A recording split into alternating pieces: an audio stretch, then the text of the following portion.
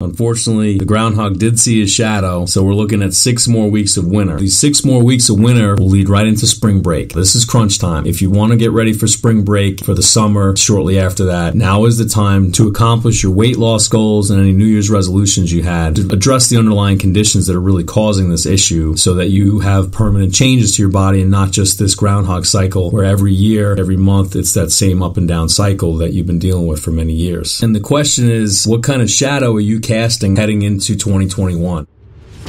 Game on, sports fitness and health fans, for another episode of the Sporting Good Posture Podcast. Gear up for Coach Margella's advice from the sidelines as he helps you crush your game no matter what health or fitness game you play. Hey, I'm Coach Margella. I'm sporting good posture. What are you sporting? The coach's door is always open. Let's join him now.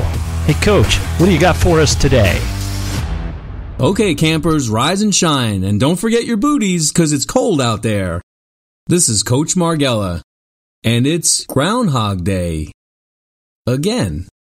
For those of you that don't remember from the movie Groundhog Day, that was what was on the radio playing every morning when Bill Murray would wake up. And maybe you feel a little bit like Bill Murray, where you feel like every day has been the same thing for a while now. And since Groundhog Day just passed, unfortunately, the Groundhog did see his shadow, so we're looking at 6 more weeks of winter. And the question is, what kind of shadow are you casting now heading into 2021? We're a little over a month past New Year's, and unfortunately most people don't accomplish their New Year's goals. There's actually a day in January, it's January 17th, Ditch Your New Year's Resolutions Day. Only about 10% of people actually accomplish their New Year's goals. So with 6 more weeks of winter and spring break just around the corner, what are you going to do to accomplish your goals now that it's already February? Over the years I've been in practice, I find that February is more of a weight loss month than January because the urgency gets more extreme when you get to February. And the other thing that happens in February is the Super Bowl. That's typically a day where most people go to Super Bowl parties, eat whatever's around, Doritos, corn chips, chips and salsa, potato chips, pigs in a blanket, Malamars, whatever it is that people put out at Super Bowl parties, it's there. And every commercial you see on TV is about all the foods that we shouldn't be eating as well. On a side note, this is the time of the year where it's important to start being more organized, to have a plan, to have something set in motion that you can do that's more effective. In my office, we've had the lipo laser program for the last 7 years. We've recently added the chirothin program, but I want to get back to the basics of what weight loss is and why you may have been struggling with weight loss to begin with. Going back to the episode that I just did with my producer Frank Sardella, we talked about how weight loss was really a side effect of other underlying conditions that are going on in your body. This is why most people losing weight is very temporary. It's never a long-term thing. It's more of this up and down cycle that seems to repeat itself every year, just like Groundhog Day. Many people in the new year try the same fad diets, the same exercise programs, and think they're going to get different results, but unfortunately they wake up every day and they still look the same as they did before. So again, how are you going to handle this year with regards to weight loss if you don't address any underlying conditions that you're dealing with? And I'll briefly go over some of the main things that I find that cause weight gain in the first place. The number one thing is poor sleep. Poor sleep is one of the biggest reasons why people have weight gain, because you're not getting the sleep. Your body has cortisol that's raised when you're stressed out and when you don't get enough sleep, and that in turn makes you store fat cells, which is the complete opposite of what you want to do when you're doing something to lose weight.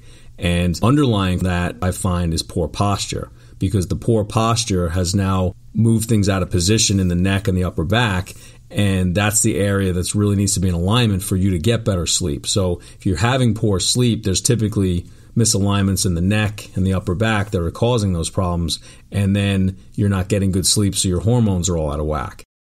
Number 2 then is digestive problems, where you're either not digesting your food properly, or you may be dealing with constipation or elimination issues where your body isn't pushing the food through. If you think about it, if you don't push the food through and it doesn't come out basically on the other side, you're not going to be losing weight because the weight is still there because you're not digesting the food. And many times I see problems with digestion linked to low back pain. Remember, the nerves in the lower back are the ones that control your stomach, your kidneys, your liver, and your bowels. And if those aren't working properly, again, you're not going to be able to lose weight because your body's not eliminating the food that you're eating anyway. The last thing I find is that people don't drink enough water. And if you don't drink enough water, you're not flushing out toxins out of your body. You're not hydrating your vessels so that your blood pressure can stay lower and your body can flush things through your blood vessels as well as your lymphatic system. That's a big factor on people not being able to lose weight. Exercise is actually at the bottom of my list because you can't out-exercise a bad diet. Diet is really more important than exercise. So ultimately, on top of underlying health conditions, you also have to know what you're putting into your body, and is it causing you to gain muscle or is it causing you to gain fat? Working out is also part of the deal, but it's not actually as important as what you're putting in your mouth. There's an old saying out there that abs are made in the kitchen, not in the gym, because really what you're eating has a huge effect on the fat and the muscle that's in your body. And even if you're not working out, really eating better is a big part of that. Now, if you do work out and you're looking to burn fat, the worst thing to do that I see a lot of people at New Year's do is they go on the treadmill and they stand on the treadmill for an hour, hour and a half, or they go on the elliptical machine and they go for an hour, hour and a half, and they're not lifting any weights, they're not doing anything to actually create muscle. In order to lose weight, you have to burn fat. And to burn fat, you have to build muscle. And if you don't build muscle, your body's metabolism is going to be slow at rest and your active stages. So you're not going to burn enough calories throughout the day and you're not going to dip into your fat storage. So you have to lift heavier weights. If you're dealing with any problems with joints and you can't lift heavier, any weight you lift is going to be better than no weights. Cardio is good, but if you're trying to lose weight, you're trying to burn fat, you have to lift some weights and you have to have some resistance so that your muscles gain muscle. And in turn, the hormones that help replace damaged muscle and fix damaged muscle after a workout are the same hormones that burn fat. So if you're not actually building any muscle, those hormones don't get released and you're not going to burn any fat. So these 6 more weeks of winter from the Groundhog's prediction will lead right into spring break. So this is critical time right now. This is crunch time.